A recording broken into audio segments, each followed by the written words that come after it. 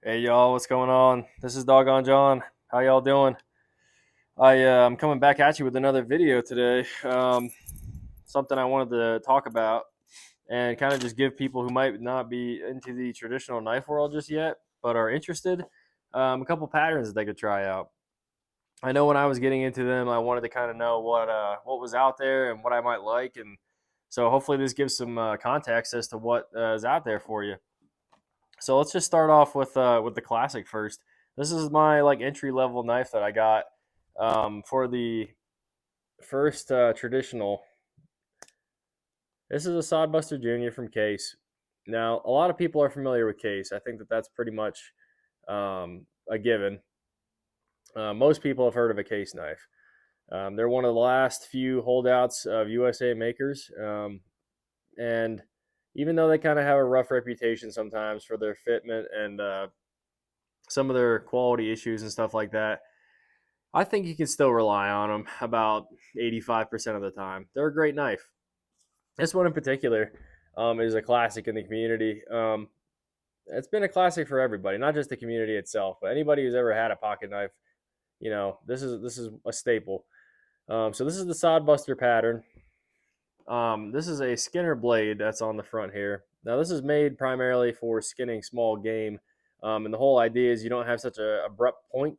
With this, you can easily kind of like drag it along and kind of like work the blade like this if you need to, and it's easier to kind of get at the game and the hide or whatever with it. Um, the Sodbuster name itself used to be an insult for people who work the land, basically.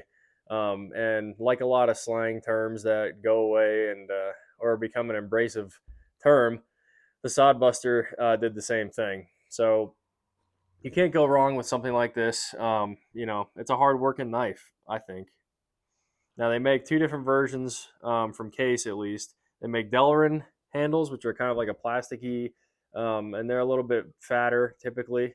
And then they make the jigged bone like this, which is a little bit more textured. They're very thin, and they have higher quality materials such as the brass pins, liners, stuff like that. The bone is always very unique, I think. This particular one's in carbon steel, so she'll patina up. She'll get the tainers. Um, and I think this is a great option for a lot of folks to start off with. It's easy, open, close, no locks, no nothing like that. It's not intimidating. You're not going to freak people out when you go to the store or nothing, or you need to pop it out and cut a tag off of something you just bought, or whatever the case is, whatever you're using the knife for, it's not intimidating. So we'll just set this one right here. There's your sod buster. Next, these are a little bit fancier. This is Great Eastern Cutlery. A very high end model, or knife, I should say, in the traditional world. And this is made in Pennsylvania, where I'm from. It's made in Titusville, I believe, is where most of these are. Yep, Titusville, PA. Anyway, this particular pattern is known as a Stockman pattern, basically. So the cattle knife is kind of a variation off of the Stockmans. As you can see, you got three blades. You have a main blade, you have a secondary, and then typically it's like a spay blade. This is a very common configuration. It just doesn't have a clip point, which a lot of them do. It has a spear point instead. Now, this is a very utilitarian knife, I think, overall. You have multiple knives and blades, so you'll have multiple uses here. So if you're going to go through your day, you need a nice sharp knife constantly, or you want to have a knife of multiple purposes and uses. This kind of Stockman pattern layout is a good option. Um, you have a lot of different variations here. So you can use the spay blade, which is a farming implement used to spay animals back in the day, of course. And then in here you have a sheep's foot, or yeah, I guess this is a sheep's foot. So basically, this is a great flat cutter. It's easy for like utility cut, excuse me, utility cuts. Um, Things you need to make a straight line with, like drafting. I use it in my leather work quite often. Um, it's just a good blade all around, really. I think that the point is very pronounced and useful for what you can use it for. Um, and then, of course, you have your main. This is the spear point blade. Typically, they come in a clip point clip point version, excuse me. And so it just kind of depends on your poison, basically, what you want. I like this particular version from Great Eastern Cutlery. This is the cattle knife. Cattle knives are also a kind of another version, I would say, of the Stockman pattern overall. It's used off and on, but the principle is the same pretty much. You know, you're getting basically three blades with multiple uses, and it's nice to have. I think it's nice to have something like this that you can, once one blade wears out or dulls, and you have a couple more to work with, or you can designate each blade to different things. But it's something you have to try out and kind of feel out for yourself. You know, whether you like multiple blades or not. I didn't know if I was going to be into it again. I had used them as a child in my own kind of Stockman patterns I had. And I wasn't crazy on it at the time, but I didn't really know any better. And now I find this to be one of my more useful knives overall. Um, so next up, you got a Swayback pattern. This one's also from Great Eastern Cutlery. So the Swayback is a Warncliffe pattern or a profile blade. So as you can see here, it swoops down and you have a nice long draw cut here across. Um, this makes for easy sharpening. It makes for great utility cuts, just like I was showing off with this one here in the sheep's foot. It's very similar style.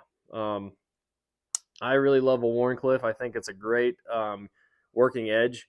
You can do everything that you possibly want to do with this.